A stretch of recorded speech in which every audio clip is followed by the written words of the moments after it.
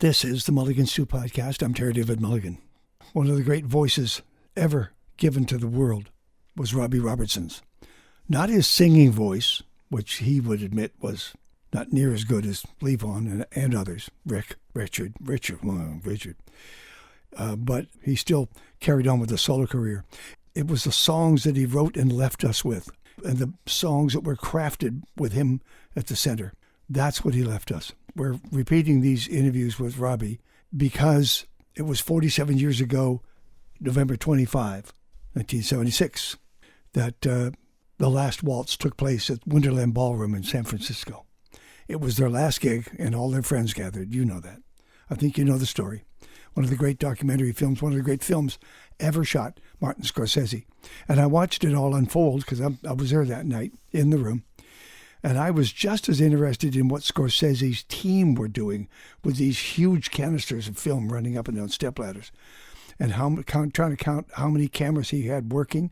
He always had one rolling. There was always one rolling, a wide shot, so he didn't miss anything.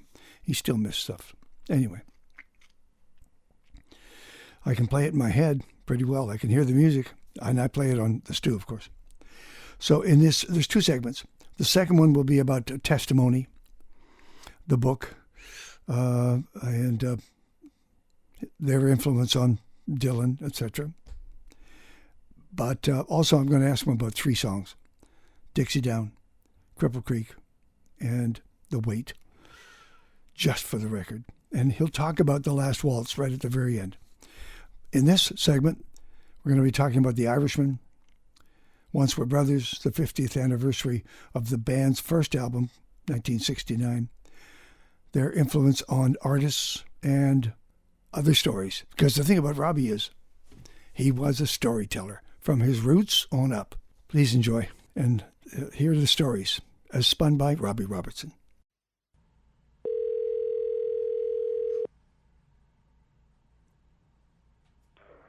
Hello.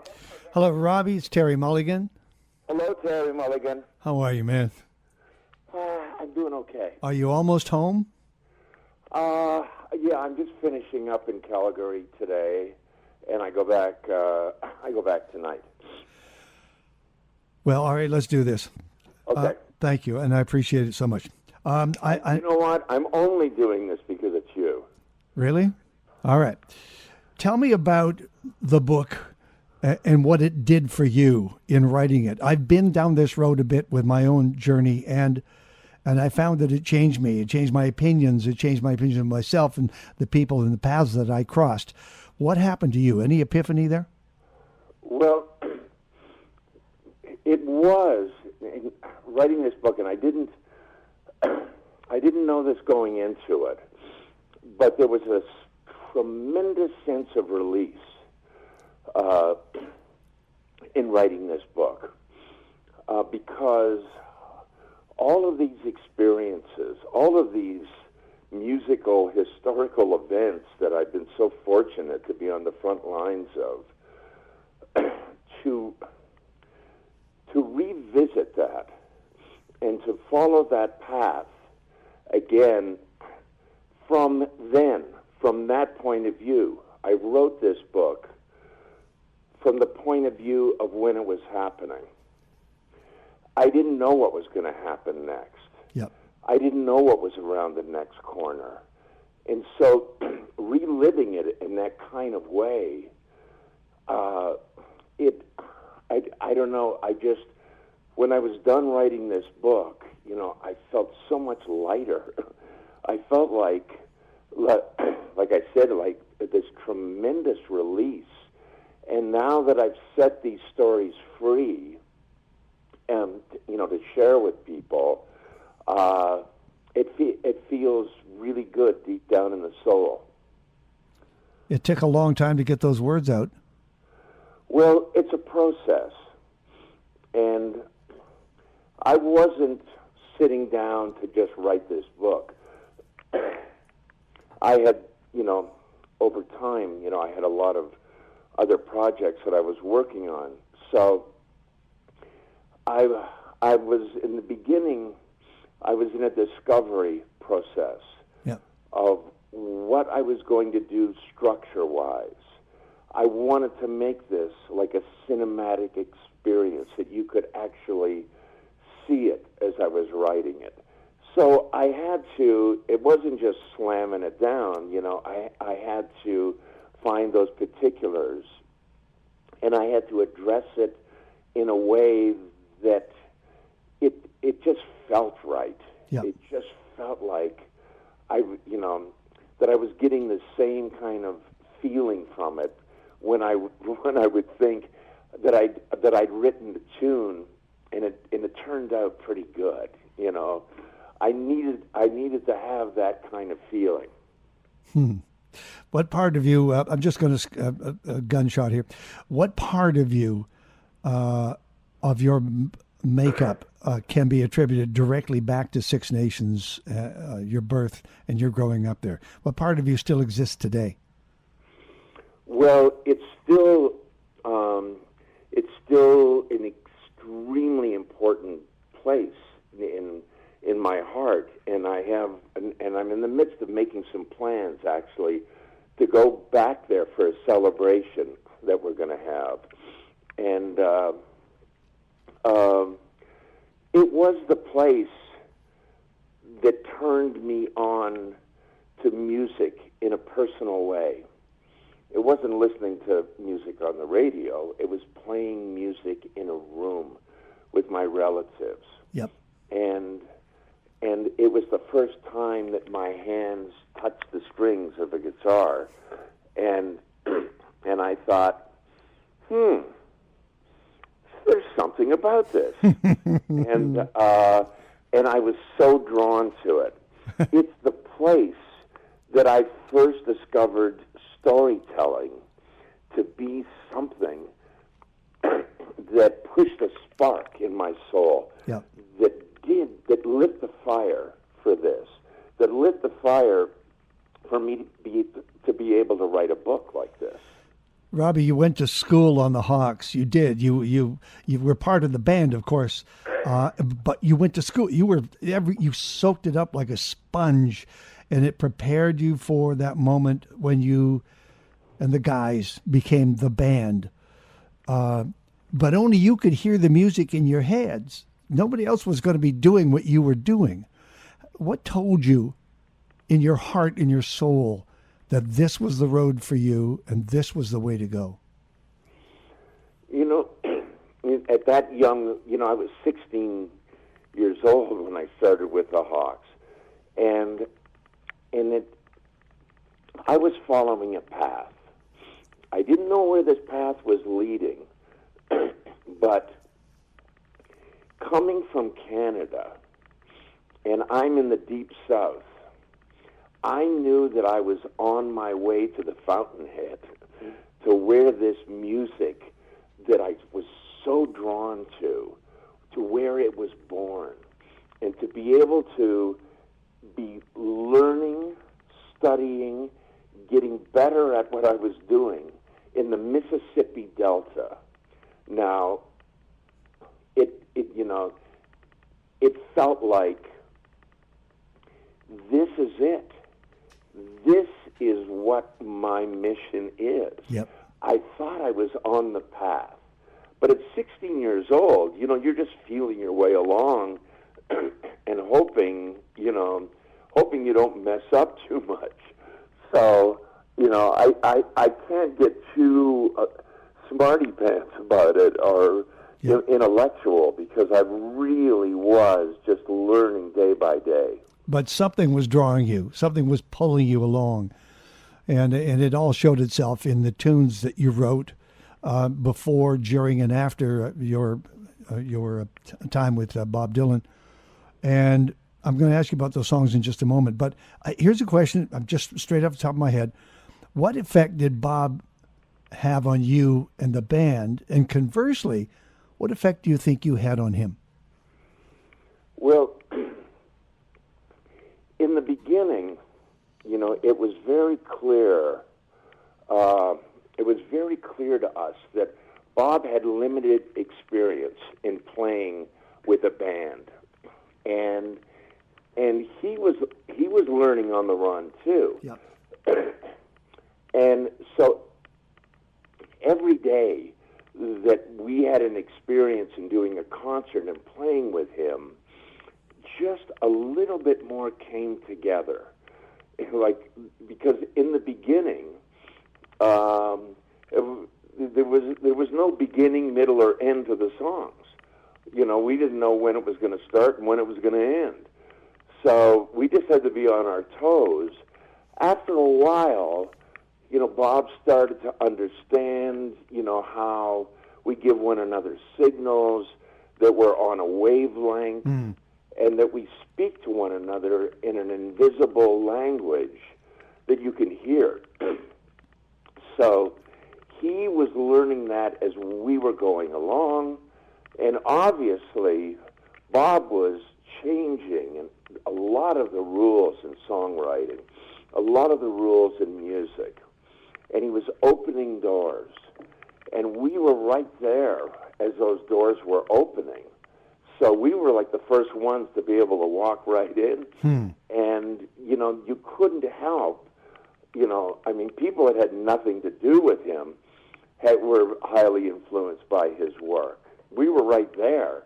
So obviously what, you know, our experience in being a band and being on the road and playing tight and playing together, all of that was rubbing off on him.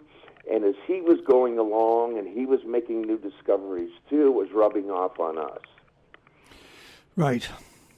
I'm going to ask these next three questions because long after I'm gone, I want these words to stay behind so that others can school on them. And that is three songs that we know you for, we know the band for: The Weight, Dixie, and Cripple Creek. And I just, if you can, I know this is difficult, if you can, the core, most important thing about each of these songs, starting with The Weight. Where is it? What is it? How did it come to you?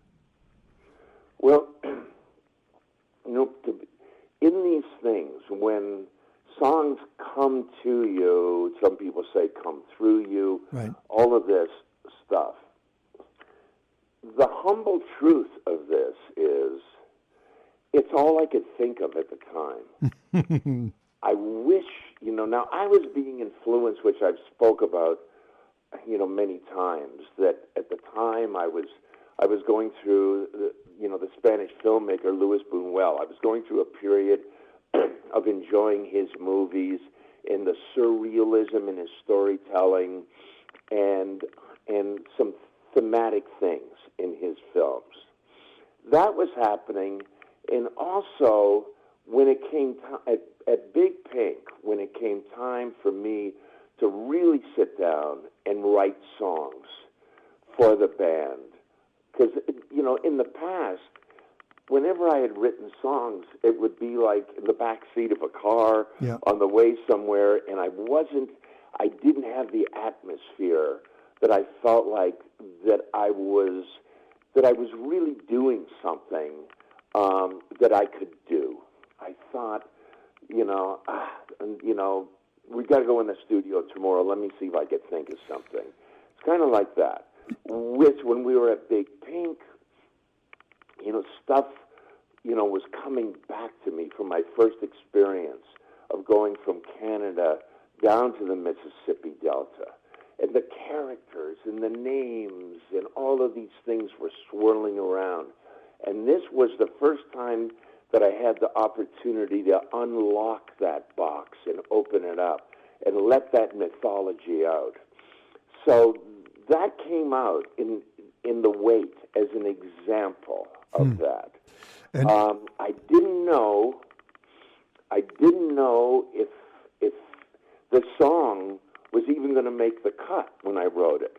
I wrote it and I thought, it's not bad, huh? We got something here. We'll see how the guys feel about it. And I had no idea it was what it was. After we recorded it, I thought, I've never heard anything quite like that before. That's a pretty good sign. Yeah, and the night they drove Old Dixie down, if you talk about reading screenplays and being influenced by filmmakers, that's a film set to music and words. You can see it. It plays out in your mind. That's brilliant.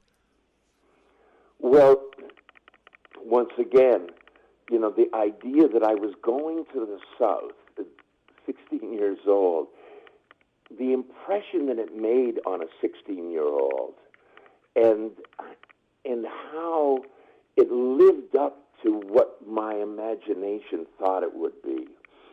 And the idea, somebody from down there, they just took this stuff for granted. They Sure. grew up with it.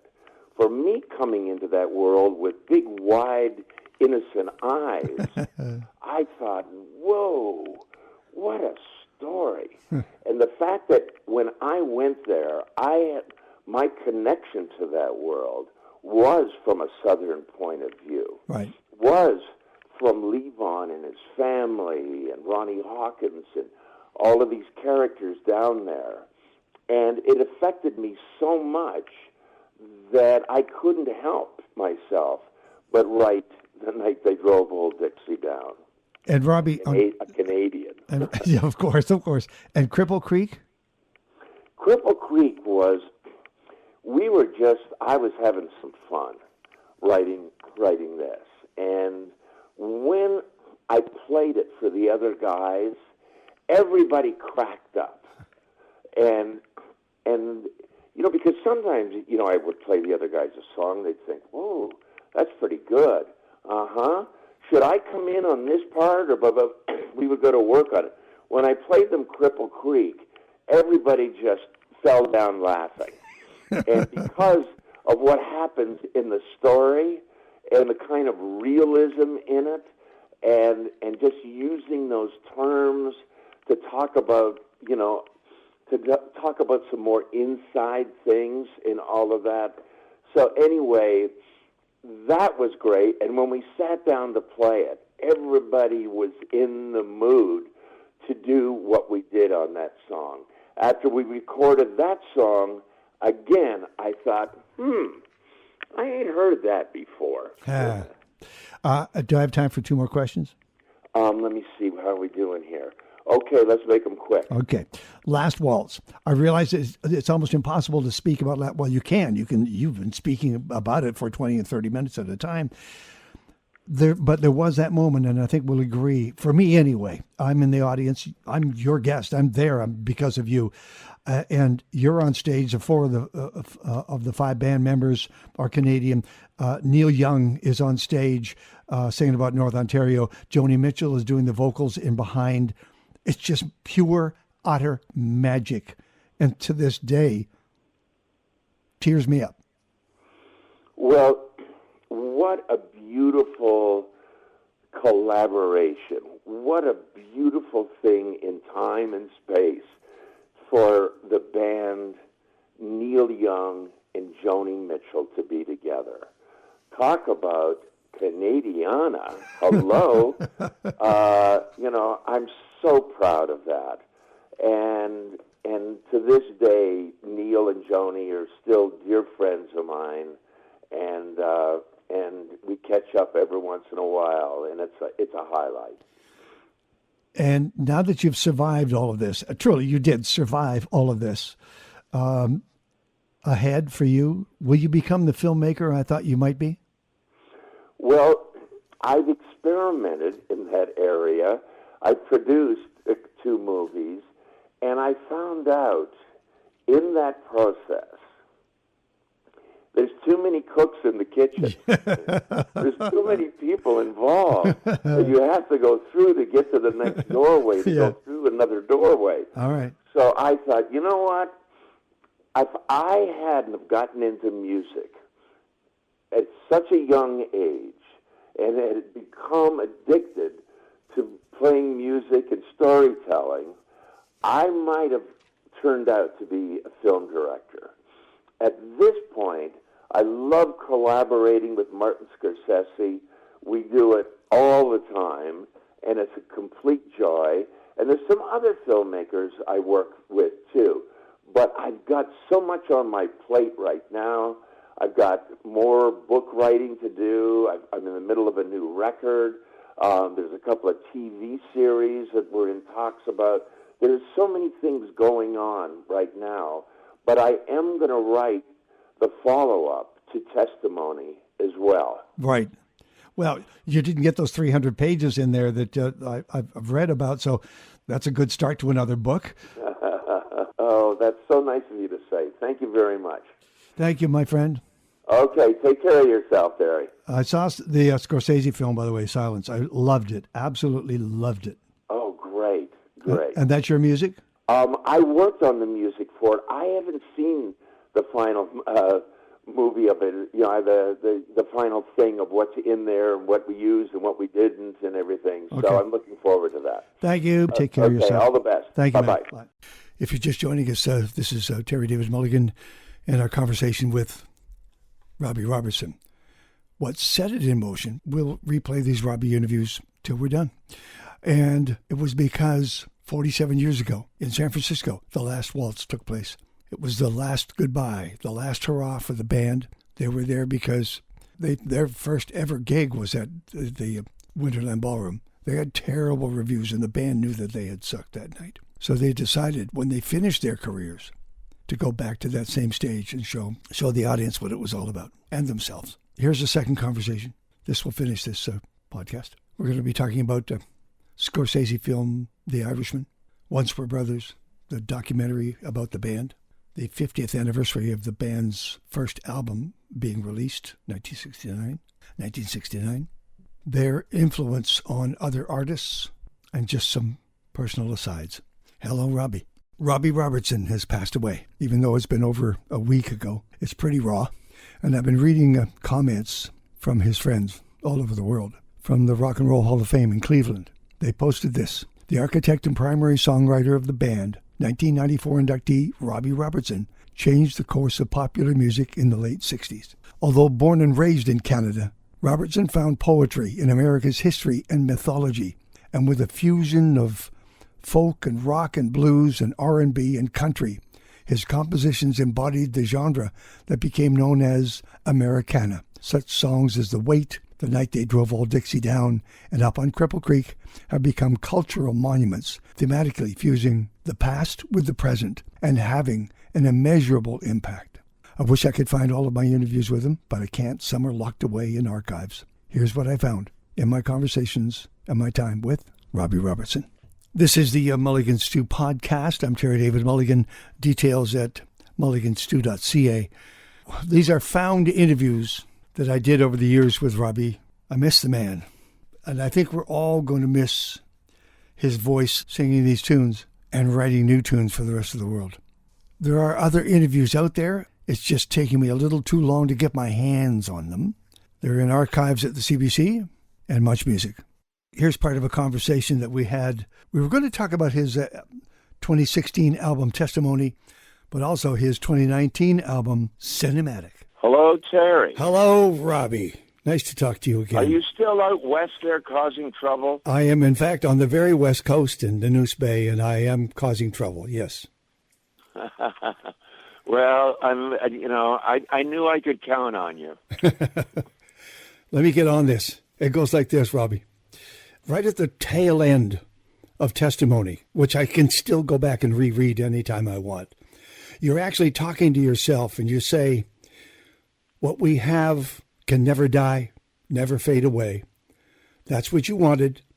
That's what you got. You're referring to the last waltz and the last gig. Now, a fresh canvas, a new beginning. Bring on tomorrow. Is this the fresh canvas? Well, I've always worked in a certain way that these challenges, I go into these challenges of new projects, and whether it's a film with Martin Scorsese or a new record I'm making or a book I'm writing, whatever it is, I always start with this blank canvas and think, oh my God, I don't know if I can do this. I'm really going to have to reach deep on this. I want to do something so special. And so I kind of put myself on the line there as hard as I can and hope that I rise to the occasion. And that's where we are right now today. and it's not much different than it was when I was starting out doing this. Cinematic, the album comes out September the 20th.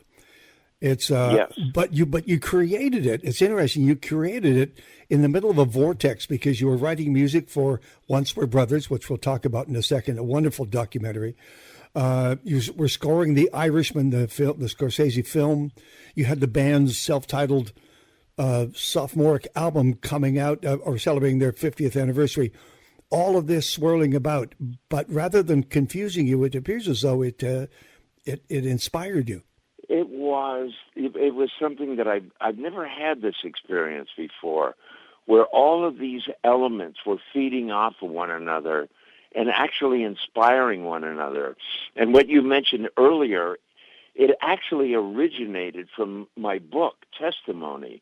That's where they said, we want to do this documentary, and it's going to be based on your book.